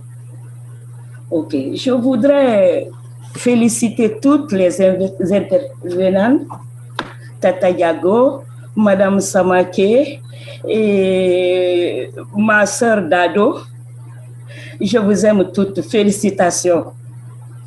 Je voudrais aborder dans le même sens que mes prédécesseurs, c'est l'épineuse question de nos pannes. C'est vrai, les questions qui ont été évoquées sont vraiment pertinentes. C'est une réalité dans chacun de nos pays, chacun dans sa spécificité. Quand je prends le cas de la Guinée, on est au 3e plan, c'est-à-dire le 2e plan 2012-2017 qui n'a pas pu être mis en œuvre, qu'on est en train de reconduire. Et je crois que le 2e plan aussi avait été reconduit pour le 3e. Mais moi, je dirais ici, j'appuierai que il y a le manque de volonté et politique sur cette question de financement des pannes. Parce que chez nous, Quand nous avons commencé, on a dit de mettre les divisions genre dans tous les ministères. Tous les départements ministériels ont leur division genre. Avant, c'était des cellules. Après, ils sont devenus d'autres services. Et dans l'armée, c'est même une division.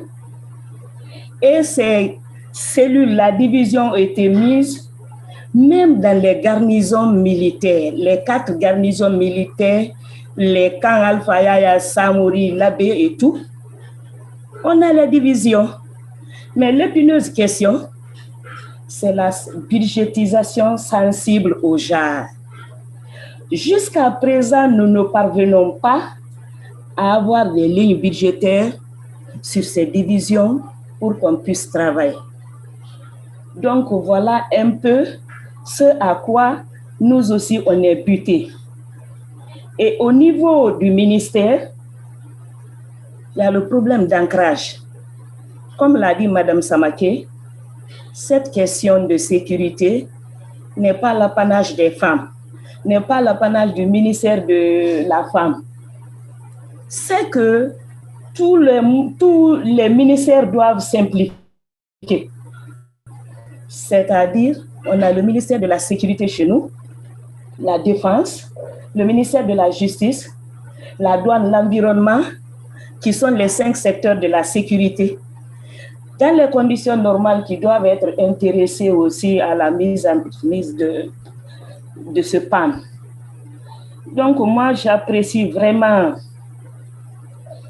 la question de Mme Samaké, c'est-à-dire revoir cette question d'ancrage et voir quelle stratégie appliquer pour qu'on mette, on intègre tous les ministères, en fait les ministères phares pour cette question de sécurité.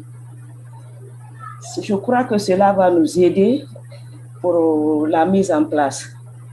Le financement avec les PTF, c'est vrai,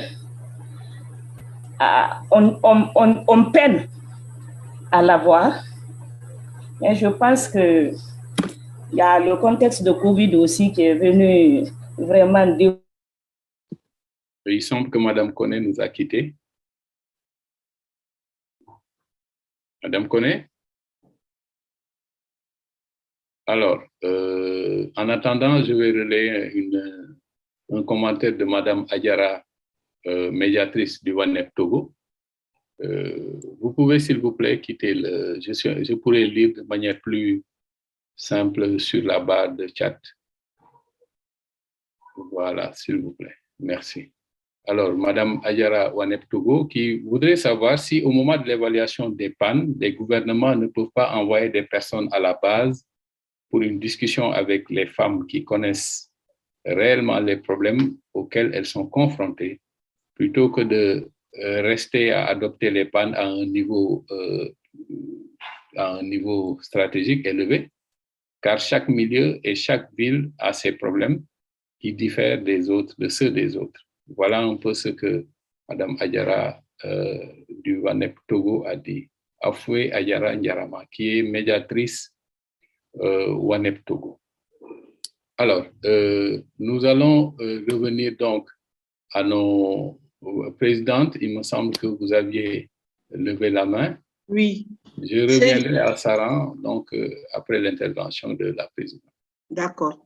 C'est juste pour rassurer Mme Adjara du Togo. En tout cas, c'est ce qui a été fait ici au Sénégal. Il y a eu des consultants qui ont été recrutés par le ministère de la Femme et du Genre et qui ont parcouru le pays du nord au sud et qui ont interrogé les différentes organisations et même les bénéficiaires donc, de ces programmes. Et ça a été remonté au niveau national. Je ne pense pas qu'on puisse faire une évaluation sans pour autant aller vers les cibles, aller à la base. Ça, c'est en tout cas, le Sénégal, nous l'avons respecté. Donc, merci, c'est ce que je veux Merci, dire. Présidente, pour ce partage d'expérience. Saran, Maître Saran. Je peux parler, Ibrahima? Monsieur Seck, je peux parler?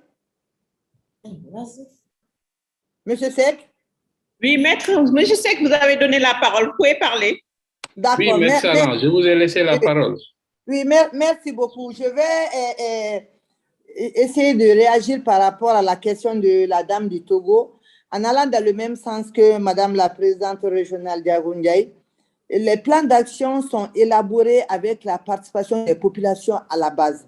En tout cas, en ce qui concerne le Mali, il y a eu des consultations dans les 10 régions classiques. Le Mali a plus de 10 régions aujourd'hui, mais les 10 régions classiques qui étaient là au moment de l'élaboration du plan d'action, les 10 régions classiques, il y a eu des consultations au niveau communautaire. Nous sommes allés jusqu'aux communautés, vers les communautés à la base pour prendre leurs préoccupations. On a eu à organiser des ateliers par rapport aux femmes pour que tout le monde puisse être intéressé et que tout le monde comprenne que c'est un plan d'action qui est là pour tout le monde. Ça a été un plan d'action participatif. Je dis bien participatif parce que toutes les communautés à la base, les 10 régions classiques du Mali étaient là par rapport aux consultations qui ont eu lieu avant qu'il y ait une grande réunion au niveau national et qu'il y ait eu l'élaboration de ce plan. Et mieux que ça, le plan d'action au Mali, c'est un plan d'action qui s'adapte aux régions. C'est-à-dire, on a un plan d'action global que nous avons aujourd'hui, mais c'est un plan d'action décentralisé. Chaque année, chaque région fait son plan d'action en rapport avec le plan d'action global qui est là. C'est-à-dire, on s'est dit que les réalités de Bamako ne sont pas les mêmes réalités de Gao, les réalités de Gao ne sont pas les mêmes que celles de Ségou. Donc, chaque région, chaque année, fait un plan d'action opérationnel qui, à partir du grand plan d'action qui est mis en œuvre dans les différentes régions du Mali. Donc, ça veut dire que les populations à la base, les communautés à la base ont été consultées et sont concernées par rapport au plan d'action du Mali. Je vous remercie. Merci beaucoup, Maître Saran. Madame Boiré, Madame la ministre. Oui. Bon, je dirais tout simplement que au Mali, c'est que Maître Saran a dit, effectivement, ça s'est passé comme ça, mais je dois souligner qu'au Mali, nous avons la chance d'avoir un bureau ONU Femmes uniquement pour le Mali. Ça, c'est une opportunité pour nous. Donc, c'est avec ce bureau ONU Femmes que nous travaillons sur le terrain. ONU Femmes a d'abord fait une évaluation du plan d'action qui venait de s'achever. Et ensuite, il y a eu, comme elle a dit, il y a eu des consultations. Mais le constat de l'évaluation du plan d'action passé a révélé que ce plan n'a pas été mis en œuvre à hauteur de souhait. Et comment il faut vraiment revoir ça. C'était des ressources qui manquaient.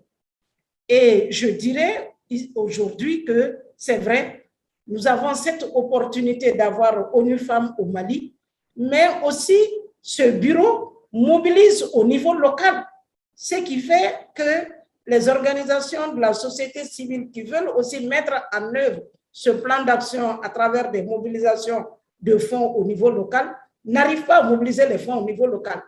Et au Mali, nous avons un groupe des partenaires et qui souvent se mettent ensemble pour faire la mobilisation au niveau local. Donc, ce qui fait que même si nous allons à la base pour faire des concertations, pour demander l'avis, si les ressources ne sont pas là, nous ne pouvons pas avancer. Et l'État a de maigres ressources.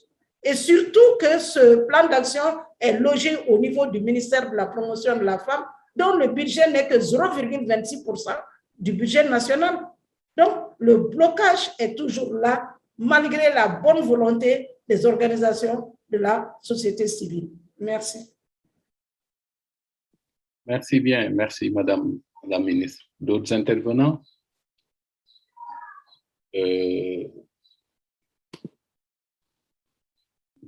Je voyais la main du professeur, non? Alors, professeur, vous voulez intervenir?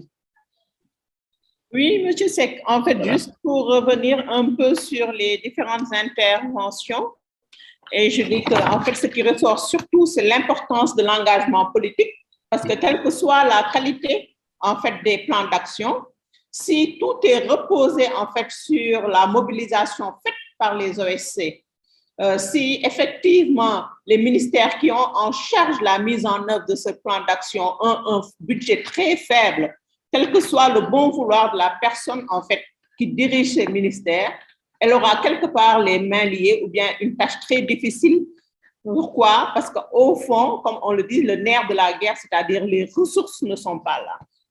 D'où l'intérêt au fond d'un plaidoyer au fond pour que les PTF qui appuient plus les gouvernements que les OSC mettent un peu l'action en fait sur l'appui et la résilience des organisations de la société civile, parce qu'elles, au fond, ce sont ces organisations, ces réseaux, ces plateformes que nous formons, qui ont au fond la responsabilité en fait de la mise en œuvre de ces plans, puisque en fait ces ministères n'ont pas au fond de budget alloué pour ces plans. Ça, c'est un gros problème qui s'est reposé et qui se repose en fait.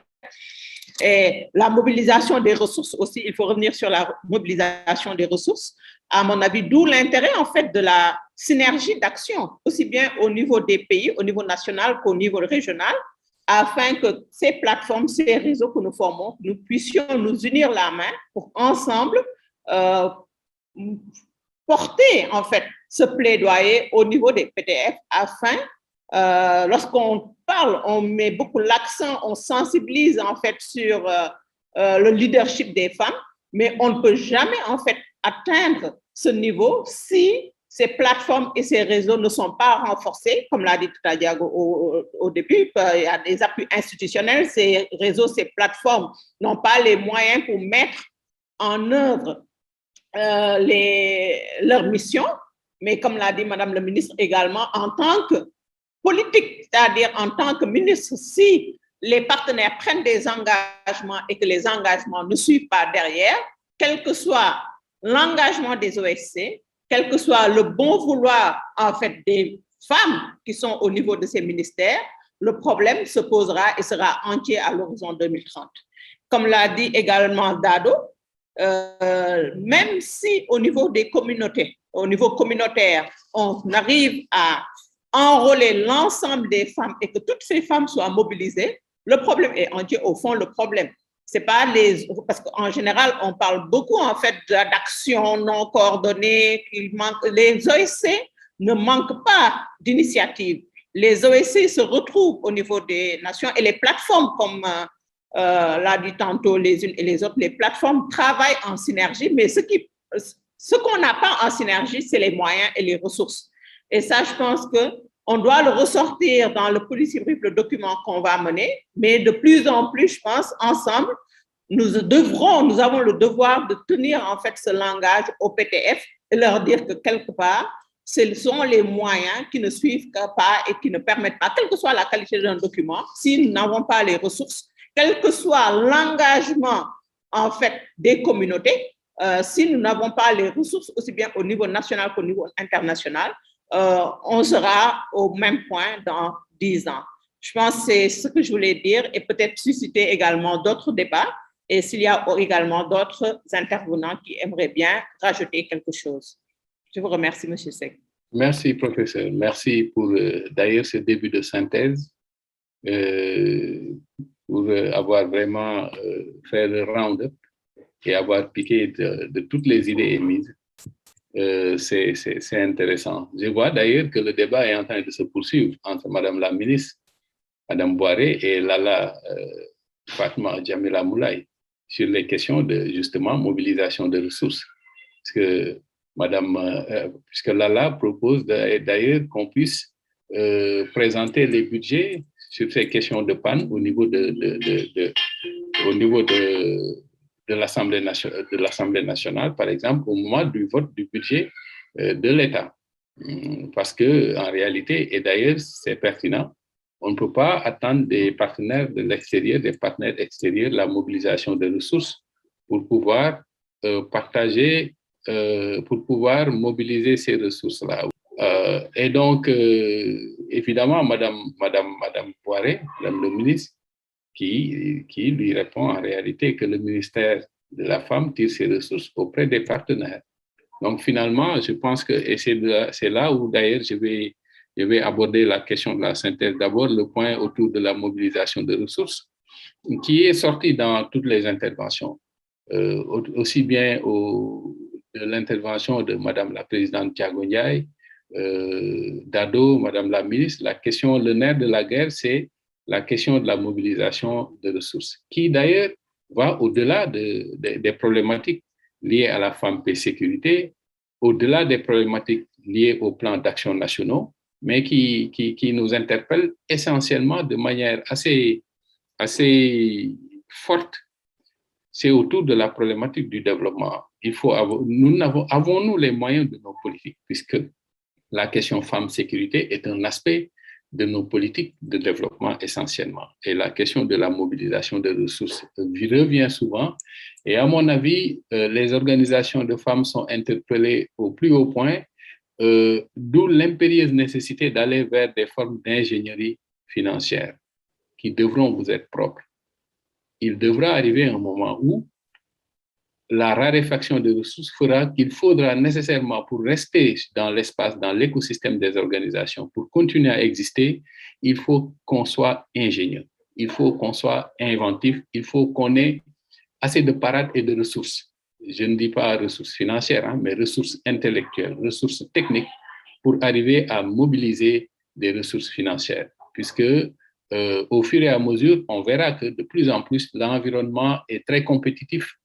Il faut être performant, il faut être excellent. Et d'ailleurs, c'est ce qui a été demandé à travers l'intervention de Madame la Ministre, quand elle parle des capacités techniques, quand Madame la Présidente Diago parle d'un plan de stratégie régionale, mais ça demande des capacités techniques pour pouvoir arriver à mettre en place ces stratégies régionales, qu'elles soient viables, qu'elles soient convaincantes, qu'elles tiennent la route et qu'on puisse d'ailleurs, puisque c'est les stratégies qui vont faciliter la mobilisation de ressources, leur pertinence, leur technicité, leur intérêt, etc. Donc, je pense que le défi de la mobilisation de ressources appelle le débit de la crédibilité, appelle le débit de la viabilité de nos organisations, appelle le défi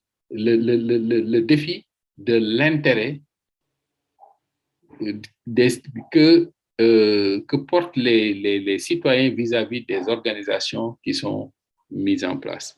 Alors, parlant bien évidemment des plans d'action nationaux, il faut comprendre que d'abord, l'intérêt au moins, c'est que ces résolutions existent. L'existence de ces résolutions consacre la légitimité du combat femmes-paix-sécurité. Et ça, c'est depuis 15 ans.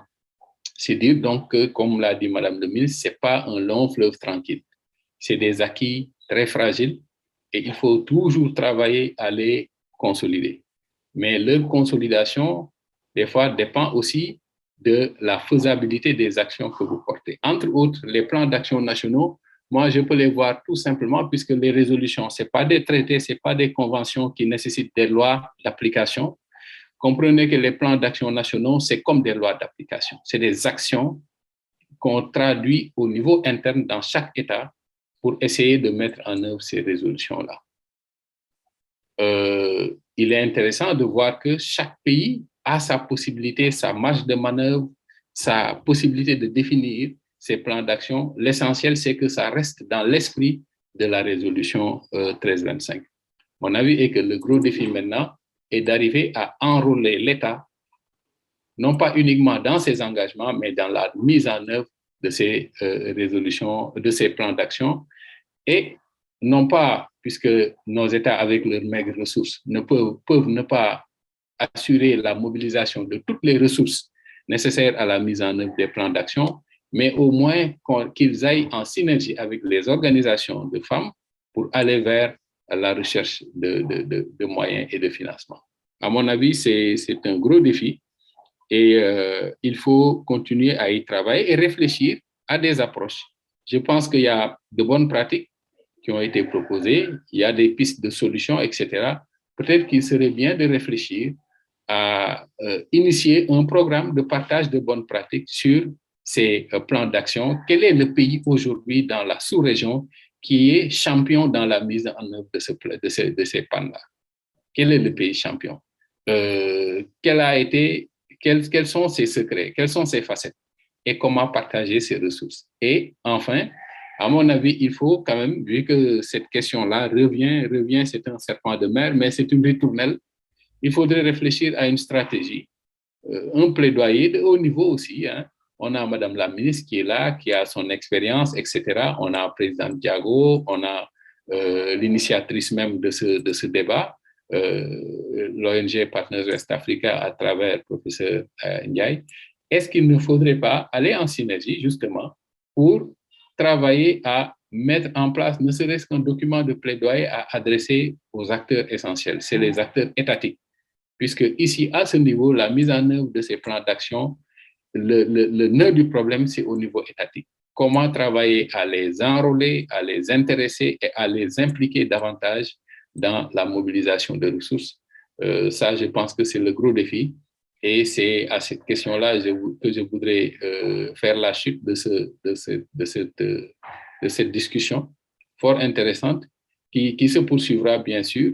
Lalla Fatma qui propose un plaidoyer pour que chaque pays, à travers son ministère, ait de l'aide pour réclamer à chaque année, exiger et surveiller la mobilisation et l'allocation des ressources.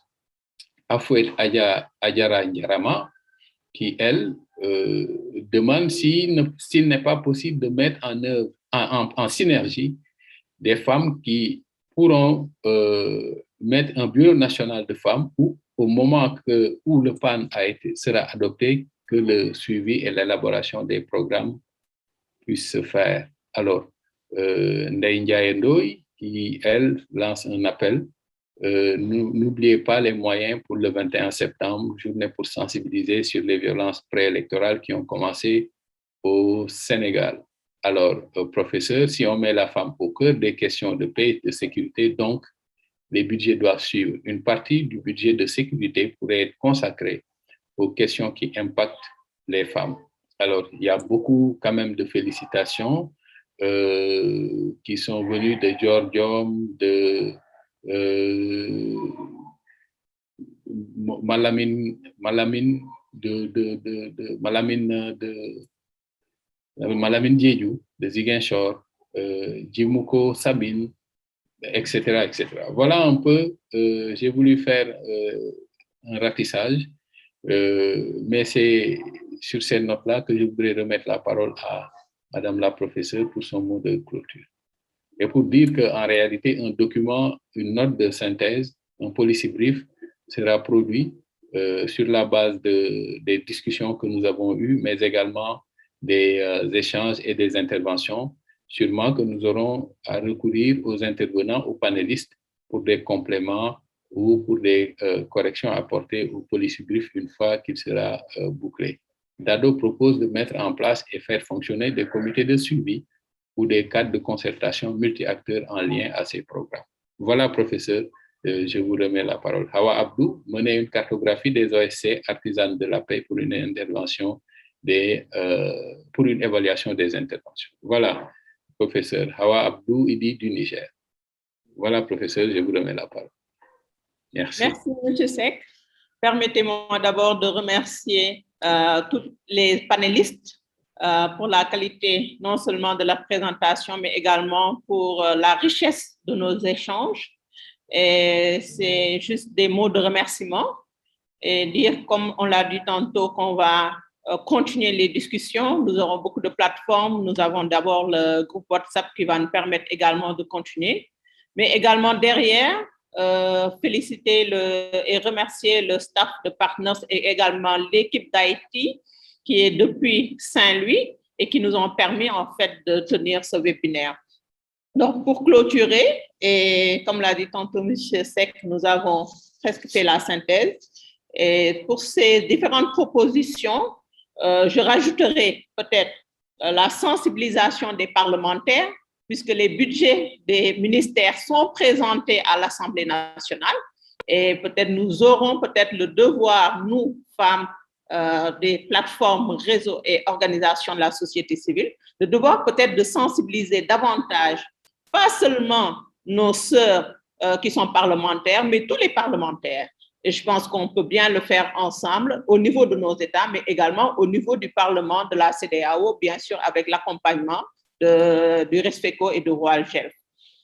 je suggère également d'aller vers les institutions privées. Parce que de plus en plus, la plupart des grandes institutions, des grandes sociétés publiques ont ce qu'on appelle un budget de la RSE. Et ce budget de l'entrepreneuriat social est dédié généralement pour les questions de développement. Mais la plupart sont sensibles aux questions qui touchent l'éducation et la santé. On ne dit pas que l'éducation et la santé n'est pas importante, mais c'est une des questions de sécurité humaine. Et la plupart des plateformes et réseaux que nous avons luttent pour les questions de sécurité humaine. Je pense qu'on pourrait aller vers ces grandes institutions, les sensibiliser sur la question de la paix et de la sécurité et du rôle que la stabilité pourrait jouer sur les enjeux de développement et même de l'implantation de leur structure. Et je pense que c'est une certaine stratégie de recherche, en fait, de financement, comme l'a dit tantôt M. Seck. Nous sommes dans une période de rareté des ressources et il faut des stratégies novatrices, en fait, pour trouver ces ressources ensemble. Encore une fois, et pour ne pas abuser, remercier encore tout le monde et vous donner rendez-vous le mois prochain pour le prochain webinaire. Je pense que Farmata pourra partager dès à présent le titre de ce webinaire et les institutions qui sont attendues pour débattre de la question au mois de septembre, Inch'Allah. Je vous remercie. Merci beaucoup. Merci, professeur. Farmata, au revoir. Hein? Donc, on se dit au revoir et à très bientôt. Est-ce qu'il n'y a pas une photo de famille, Farmata? Oui, bien sûr. Peut-être nous allons demander à tout le monde, si possible, de mettre vos caméras. Nous allons prendre une photo de famille. Je pense que également, il y a un sondage qui était en ligne.